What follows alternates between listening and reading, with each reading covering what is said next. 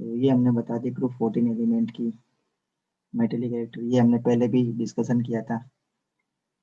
फिर हमने बताया था ऑक्सीडेशन नंबर का, ऑक्सीडेशन नंबर का डिस्कशन किया था हमने, ऑक्सीडेशन नंबर। तो इसमें हमने आपको बताया था बच्चों, ऑक्सीडेशन नंबर में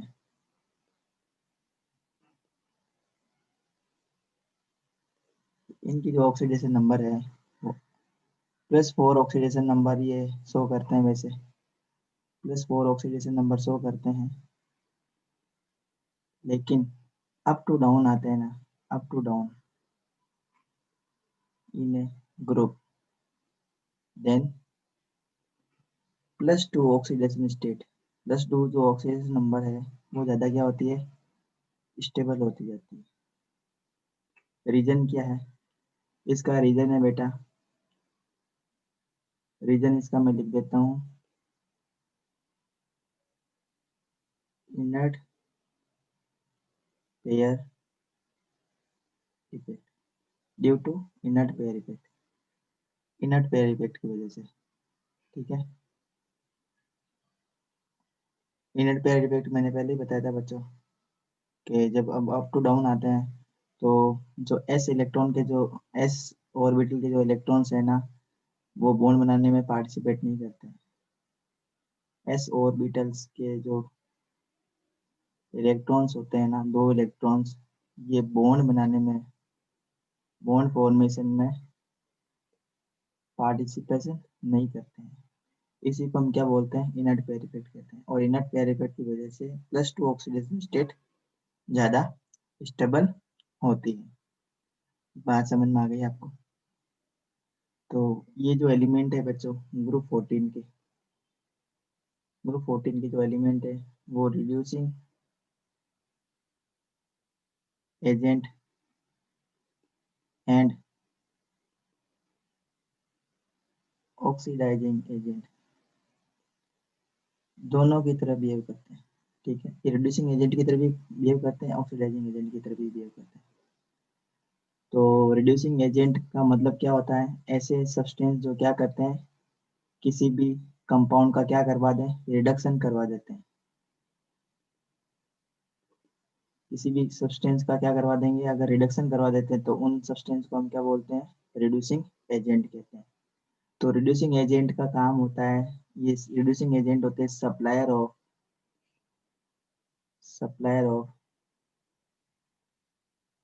हाइड्रोजन। ठीक है, हाइड्रोजन के सप्लायर होंगे, या फिर क्या क्या करेंगे, जिस सब्सटेंस से रिएक्ट करेंगे उसको क्या करवा देंगे, रिड्यूस करवा देंगे, उस सब्सटेंस को रिड्यूस करवा देंगे, मतलब उसका रिडक्शन कर देंगे। रिड्यूसिंग एजेंट इनका खुद का क्या होता है, इनका खुद का ऑक्सीडेशन होता है, ये बात ध्यान रखेंगे। इनका खुद का तो हो जाएगा ऑक्सीडेशन, जिनसे ये रिएक्ट करेंगे उसका करा देंगे रिडक्शन। क्या करेंगे, केमिकल रिएक्शन में हाइड्रोजन की सप्लाई करने का काम करेंगे, या तो हाइड्रोजन की सप्लाई करेंगे, या फिर जो नेगेटिव या जो केटायन, जो एनायंस होते हैं उनको रिमूव करने का काम करेंगे। ठीक है, इसी टाइप से ऑक्सीडाइजिंग एजेंट की तरह भी ये बिहेव करते हैं, ये दोनों की तरह बिहेव करेंगे बच्चों, रिड्यूसिंग एजेंट और ऑक्सीडाइजिंग एजेंट दोनों की तरह बिहेव करते हैं। अब ऑक्सीडाइजिंग एजेंट की तरह कैसे बिहेव करेंगे, ये ऑक्सीडाइजिंग एजेंट की तरह जो बिहेव करते हैं वो क्या होते हैं, ऑक्सीजन सप्लायर होते हैं। क्या होते हैं, ऑक्सीजन सप्लायर्स। इनका काम होता है ऑक्सीडेशन करवाना, ये क्या करेंगे, ऑक्सीडेशन करवाते हैं। जिस कंपाउंड से रिएक्ट करेंगे ऑक्सीडाइजिंग एजेंट, उसका खुद का क्या, उनका करवा देंगे ऑक्सीडेशन, और इनका खुद का क्या हो जाएगा, इनका खुद का होता है रिडक्शन। एग्जाम्पल देखते हैं बच्चों, ये किस टाइप से रिड्यूसिंग एजेंट की तरह बिहेव करते हैं। जैसे मैं एग्जाम्पल दे रहा हूँ बच्चों, FeCl3, ये फेरिक क्लोराइड है, इसका नाम है फेरिक क्लोराइड। ये अगर SnCl2 से रिएक्ट करता है, SnCl2, अब ये SnCl2 यहाँ पे किसकी तरह बिहेव करेगा, ये SnCl2 यहाँ पे बिहेव करेगा रिड्यूसिंग एजेंट की तरह। किसकी तरह काम करेगा, रिड्यूसिंग एजेंट की तरह काम करेगा। किसमें कन्वर्ट कर देगा इसको, Cl2 में, और ये कन्वर्ट हो जाएगा SnCl4 में। अब यहाँ पे ध्यान से देखेंगे बेटा, यहाँ पे जब आप इसको ध्यान से देखेंगे तो आपको पता चलेगा कि ये जो Fe+3 है ना, यहाँ पे Fe की ऑक्सीडेशन नंबर क्या है, +3। Fe की ऑक्सीडेशन नंबर यहाँ पे क्या हो गई, +2 हो गई। मतलब यहाँ से यहाँ पे क्या हो गया, यहाँ से यहाँ पे क्या हो गया, रिडक्शन हो गया। तो ये जो है बेटा यहाँ पे, ये किसकी तरह काम कर रहा है, रिड्यूसिंग एजेंट की तरह काम कर रहा है। तो रिड्यूसिंग एजेंट होते हैं, जिनसे रिएक्ट करते हैं उसका क्या करवा देंगे, रिडक्शन करवा देंगे। और जो रिड्यूसिंग एजेंट होते हैं ये खुद, इनका खुद का क्या हो जाएगा बेटा, इनका खुद का हो जाएगा ऑक्सीडेशन। यहाँ पे देखेंगे आप, ये जो टिन है बेटा, टिन में इनका ऑक्सीडेशन नंबर क्या है, टिन का ऑक्सीडेशन नंबर है यहाँ पे +2। टिन का ऑक्सीडेशन नंबर यहाँ पे क्या है, +2। यहाँ पे टिन का ऑक्सीजन नंबर चेंज होकर क्या हो गया, +4 हो गया। तो इस टाइप से ये क्या करवाते हैं, इनका खुद का हो जाता है ऑक्सीडेशन, और जिनसे रिएक्ट करेंगे उसका करवा देंगे रिडक्शन। बात समझ में आई। तो इस टाइप से ये रिड्यूसिंग एजेंट की तरह बिहेव करते हैं। बात समझ में आ गई ना आपको, रिड्यूसिंग एजेंट की तरह कहाँ कैसे काम करेंगे ये। ठीक है, तो अब हम नेक्स्ट एग्जांपल देख लेते हैं बच्चों।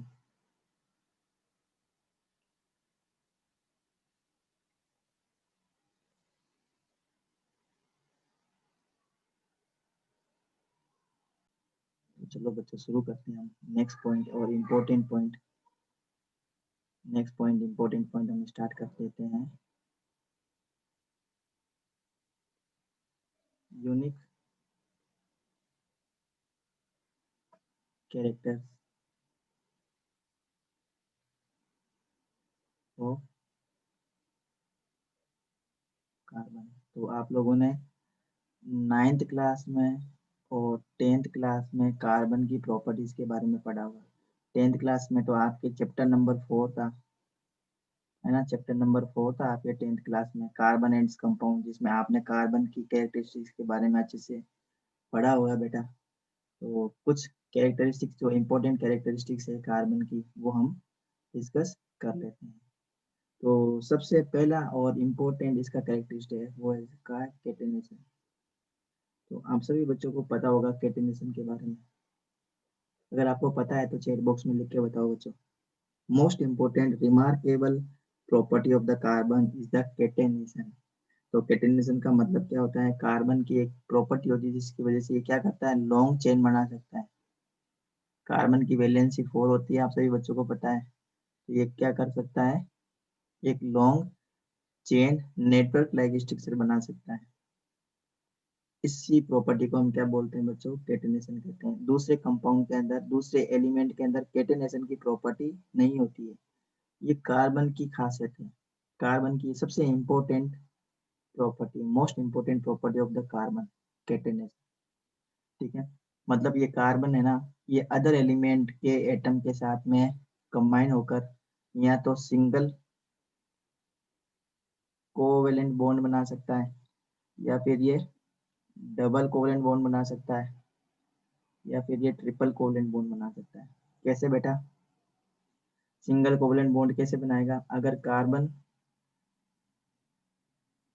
रिएक्ट करता है कार्बन से, कार्बन अगर रिएक्ट करता है कार्बन से तो सिंगल कोवेलेंट बॉन्ड बनाएगा इस टाइप से। कार्बन अगर कार्बन से रिएक्ट करता है तो डबल कोवेलेंट बॉन्ड भी बना सकता है ऐसे। कार्बन और कार्बन ट्रिपल कोवेलेंट बॉन्ड भी बना सकते हैं इस टाइप से। ठीक है, इसके अलावा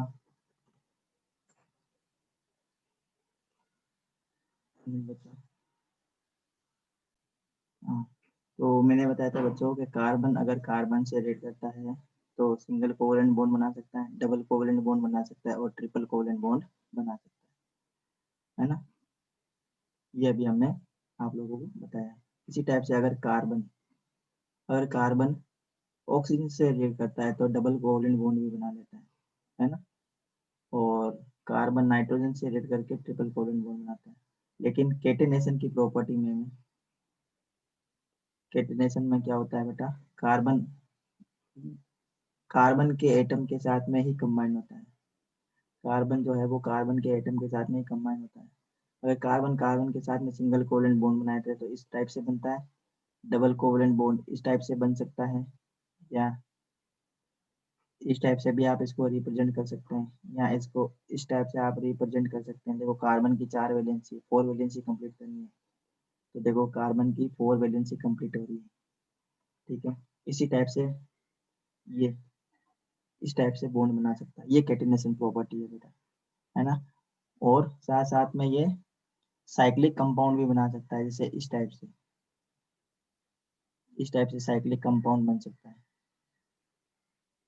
ये साइक्लिक कंपाउंड है, तो जिसमें कार्बन की वैलेंसी कितनी होती है बेटा, 4 होती है। तो ये हम इसको ऐसे कंप्लीट करवा सकते हैं, इसकी 4 वैलेंसी हम ऐसे इसको बता सकते हैं। ठीक है, ये देखो इसकी 4 वैलेंसी हो गई, इसकी 4 वैलेंसी, इसकी 4 वैलेंसी, ये सब कार्बन की यहाँ पे 4 वैलेंसी कंप्लीट हो गई। तो इस टाइप से ये कैटेनेशन प्रॉपर्टी शो करता है, मोस्ट इंपॉर्टेंट प्रॉपर्टी। नेक्स्ट है बेटा tendency to form multiple bonding. अभी हमने बताया था, कार्बन ऑक्सीजन से रिएक्ट करता है तो डबल कोवलेंट बॉन्ड बनता है, कार्बन नाइट्रोजन से रिएक्ट करता है तो ट्रिपल कोवलेंट बॉन्ड बनता है। तो सेकंड इंपॉर्टेंट रिमार्केबल प्रॉपर्टी है इसकी टेंडेंसी टू फॉर्म मल्टीपल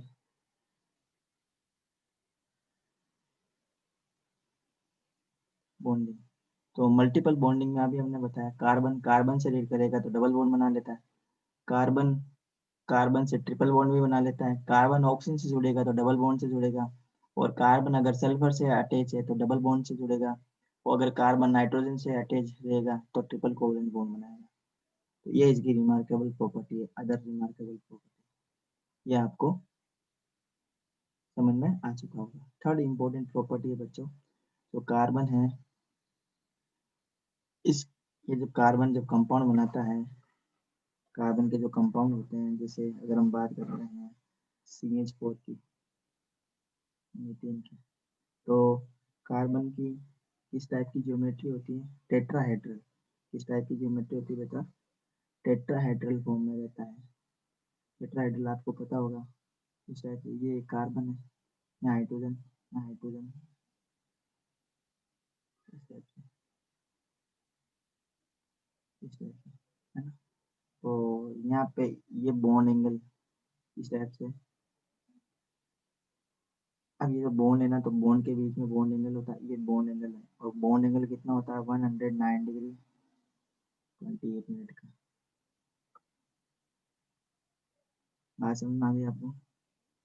तो इस टाइप से ये स्ट्रक्चर बनाता है। नेक्स्ट और हम पढ़ लेते हैं बच्चों, एलोट्रॉप्स ऑफ कार्बन। ये एक अलग इंपॉर्टेंट प्रॉपर्टी है कार्बन की, allotropes of carbon, important property of carbon,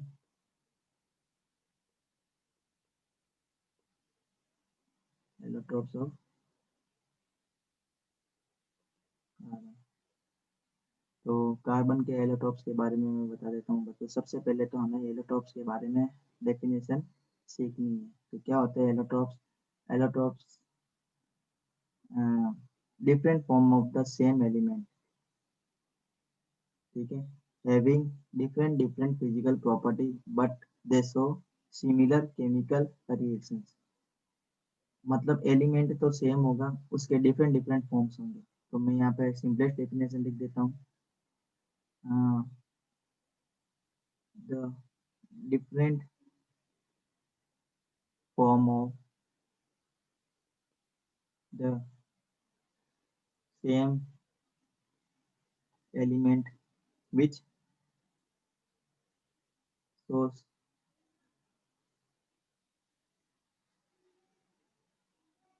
different physical property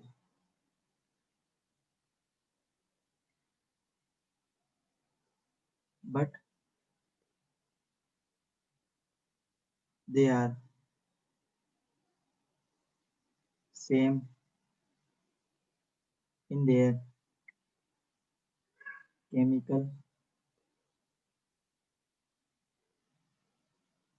properties।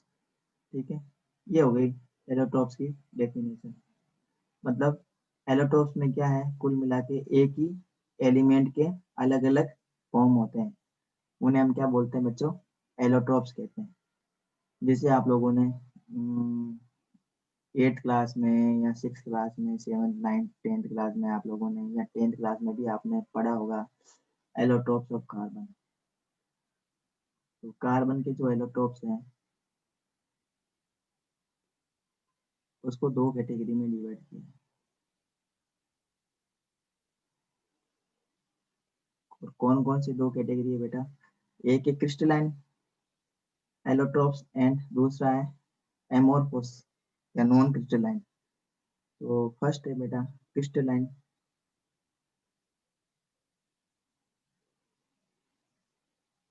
Crystalline allotropes और दूसरा है नॉन क्रिस्टलाइन, या इसको हम क्या बोल सकते हैं? एमोर्फोस। एमोर्फोस फॉर्म ऑफ द कार्बन, या और इसे हम क्या बोल सकते हैं? एमोर्फोस फॉर्म ऑफ कार्बन। तो क्रिस्टलाइन एलोट्रॉप्स और एमोर्फोस एलोट्रॉप्स ये क्या होते हैं, इसके बारे में भी सीख लेते हैं। तो क्रिस्टलाइन एलोट्रॉप्स का मतलब है बेटा ऐसे एलोट्रॉप्स जिसमें कार्बन एक डेफिनेट वे में अरेंज होता है। अगर कार्बन के जो एटम्स हैं एक डेफिनेट वे में अरेंज है, if carbon atoms are arrange in A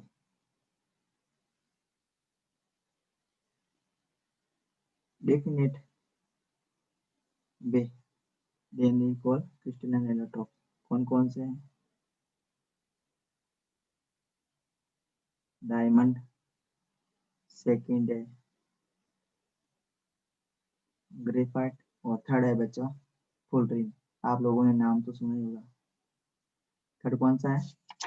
fullerene. तो ये आप लोगों ने 10th क्लास में भी चैप्टर नंबर 4 में पढ़ लिया होगा। Diamond, graphite and fullerene. Non crystalline allotropes में कौन कौन से आएंगे बेटा? नॉन क्रिस्टलाइन एलोट्रॉप्स में आएंगे आपके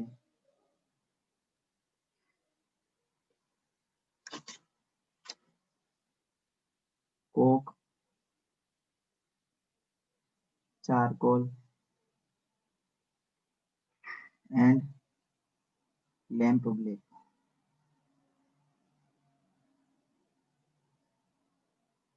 coke, charcoal and lamp black ये किस में आएंगे? एमोर्फस फॉर्म में। उसके बाद में जो चारकोल है ना, ये चारकोल भी 3 टाइप के होते हैं। कौन कौन से 3 टाइप के चारकोल होते हैं देखो। फर्स्ट जो चारकोल है वो होता है वुड चारकोल। चारकोल का मतलब है कोयला, जो लकड़ी से बनाते हैं उसे बोलते हैं वुड चारकोल। सेकंड टाइप का जो चारकोल है वो है एनिमल चारकोल। और जो थर्ड टाइप का जो चारकोल है उसे हम बोलते हैं सुगर चारकोल। तो डिटेल में हमें किसके बारे में पढ़ना है? Crystalline form of the carbon. Diamond के बारे में हम पढ़ लेते हैं। जैसे डायमंड के बारे में आप लोगों ने क्लास 10th में अच्छे से पढ़ा होगा, ठीक है? तो वही उसी के बारे में हम थोड़ा सा डिस्कस कर लेते हैं। वैसे आप सभी बच्चों को पता होगा डायमंड के बारे में। तो कुछ इम्पोर्टेंट प्रॉपर्टीज डायमंड की डिस्कस कर लेते हैं बेटा, ठीक है?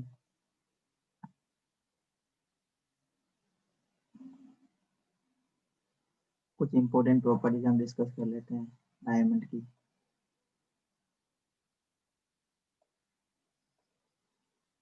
डायमंड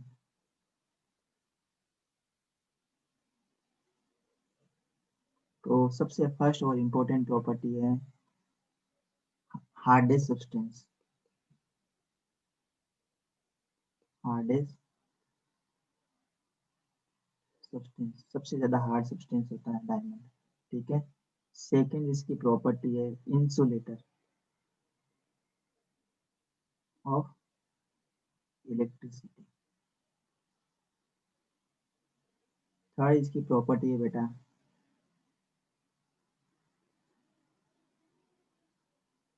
एक्सट्रीमली केमिकली अनरिएक्टिव, मतलब ये केमिकल से रिएक्ट नहीं करता है,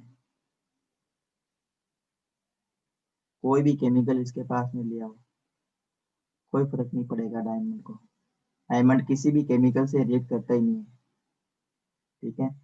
फोर्थ इसका है point bad conductor of electricity, अभी हमने बता दिया। हार्ड सब्सटेंस है, ये भी हमने बता दिया। और इसका जो मेल्टिंग पॉइंट और बॉइलिंग पॉइंट है ना वो बहुत ज़्यादा होता है, high melting point and boiling point, ये सबसे ज़्यादा होता है, बहुत ज़्यादा होता है। डेंसिटी भी हम देख लेते हैं, डेंसिटी ऑफ डायमंड जो होती है 3.514 ग्राम पर सेंटीमीटर क्यूब, ये इसकी डेंसिटी है डायमंड की। तो कुछ इंपॉर्टेंट फीचर्स थे ये डायमंड के। फिर अगर हमें स्ट्रक्चर बनानी हो डायमंड की, किस टाइप से बना सकते हैं, देखो इस टाइप से मैं आपको एक रफ स्ट्रक्चर बना के बता देता हूँ। ये डायमंड की स्ट्रक्चर है बेटा,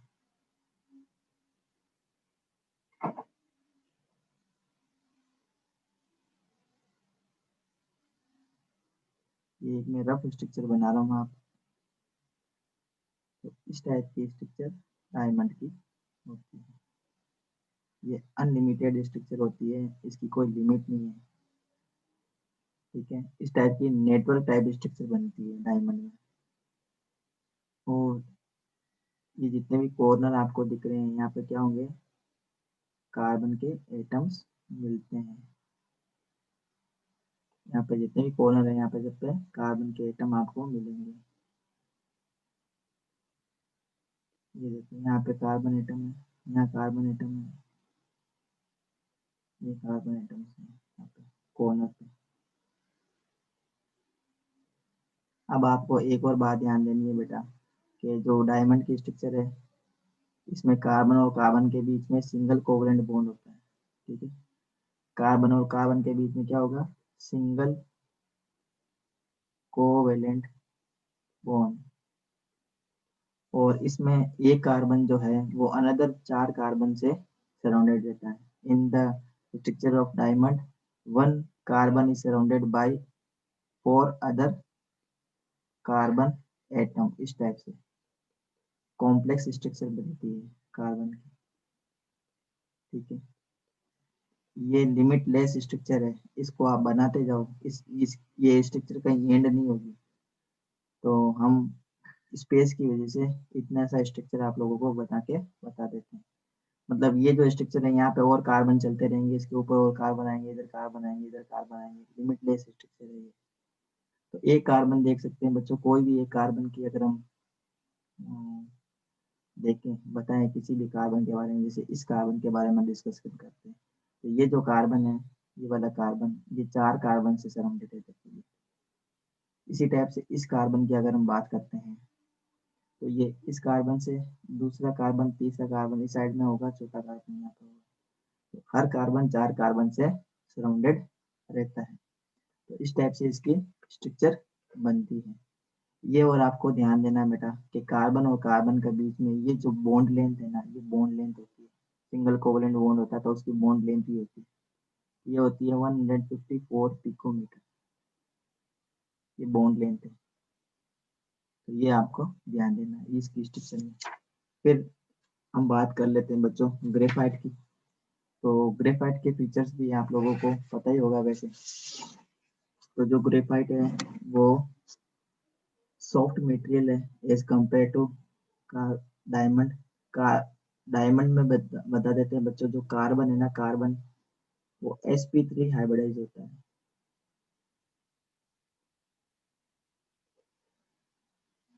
डायमंड में जो कार्बन होते हैं वो उसकी हाइब्रिडाइजेशन क्या होती है बेटा, sp3। जबकि ग्रेफाइट की अगर हम बात करें, अगर हम ग्रेफाइट की बात करते हैं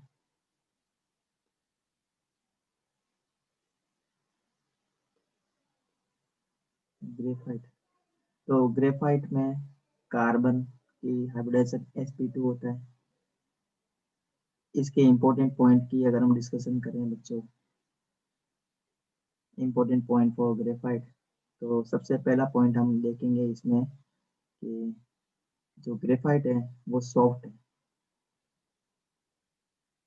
सेकंड, स्लिपरी है। ठीक है। थर्ड पॉइंट हम देखेंगे इसका इम्पोर्टेंट पॉइंट कि ये गुड कंडक्टर है, गुड कंडक्टर ऑफ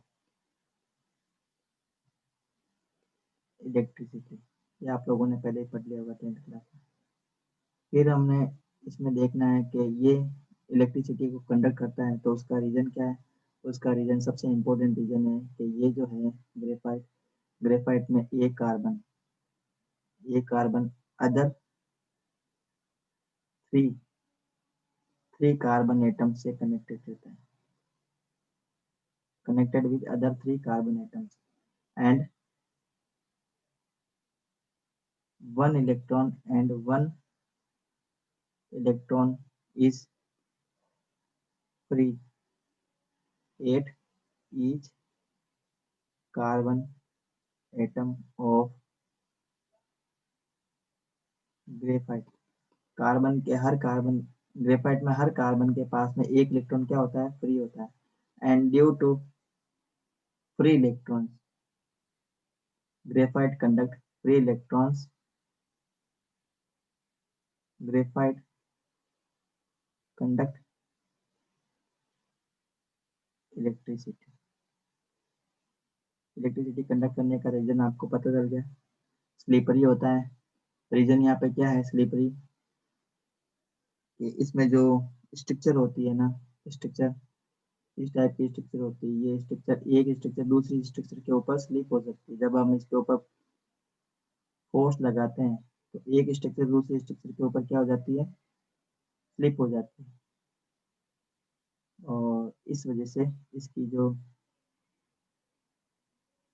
ये बॉन्ड है ना, बॉन्ड ये आराम से क्या हो जाता है, टूट जाते हैं। ये बॉन्ड टूट जाते हैं, तो इस वजह से ये क्या हो जाता है, सॉफ्ट मेटेरियल की कैटेगरी में इसको कंसीडर किया जाता है। तो इस टाइप की इसकी स्ट्रक्चर है। आप लोग टेक्स्ट बुक में भी देख सकते हैं, और 10th क्लास में आप लोगों ने इस टाइप की स्ट्रक्चर भी बनाई होगी, ग्रेफाइट की स्ट्रक्चर इस टाइप से आप बना सकते हैं। मतलब ये जो एक है ना बेटा, ये क्या है, एक लेयर है। ये एक लेयर है ग्रेफाइट की, ये एक लेयर है, ये दूसरी लेयर है, ये तीसरी लेयर। तो इसके बीच में ये जो मैंने डॉटेड लाइन बताया ना, ये वीक फोर्स है। This is the weak force of attraction, weak force of attraction. जब हम इसके ऊपर फोर्स लगाते हैं, जब हम फोर्स लगाते हैं इसके ऊपर, तो क्या होती है, one layer can easily slip over other layer. एक लेयर दूसरी लेयर के ऊपर आराम से क्या हो जाती है, स्लिप हो जाती है। इस वजह से ये कैसा होता है, सॉफ्ट मटेरियल होता है। तो इसका यूज कहाँ किया जाता है, इसको यूज किया जाता है बच्चों लुब्रिकेंट के फॉर्म में। बहुत बड़ी बड़ी जो मशीनें होती है जहाँ पे ड्राई लुब्रिकेंट का यूज किया जाता है, वहाँ पे ग्रेफाइट का पाउडर यूज किया जाता है एज ए लुब्रिकेंट। और ग्रेफाइट का कहाँ यूज होता है, रेडिएटर में यूज होता है। जो न्यूक्लियर रिएक्टर होते हैं ना, न्यूक्लियर रिएक्टर में इसका यूज किया जाता है, ग्रेफाइट की रोड्स का। ठीक है। इलेक्ट्रॉन की जो स्पीड है, नहीं, न्यूट्रॉन की स्पीड को कम करने के लिए मॉडरेटर के फॉर्म में इसका यूज किया जाता है। न्यूट्रॉन्स जो रिलीज होते हैं न्यूक्लियर रिएक्टर के अंदर इस फ्यूजन रिएक्शन की वजह से, तो उन न्यूट्रॉन को, उनकी स्पीड को मेंटेन करने का काम ये ग्रेफाइट की रोड करती है। और ग्रेफाइट के इसके अलावा भी बहुत सारे यूजेस होते हैं। तो ये हमने ग्रेफाइट और डायमंड के बारे में पढ़ लिया। तीसरा जो एलोट्रोप्स है बच्चों, एक और एलोट्रोप्स है जो हाल ही में खोजा गया है, जिसका नाम है फुलरिन। क्या है वो, फुलरिन। तो इसके बारे में हम डिस्कशन करेंगे बच्चों नेक्स्ट क्लास में। तो आई होप यहाँ आप लोगों को समझ में आया होगा बच्चों।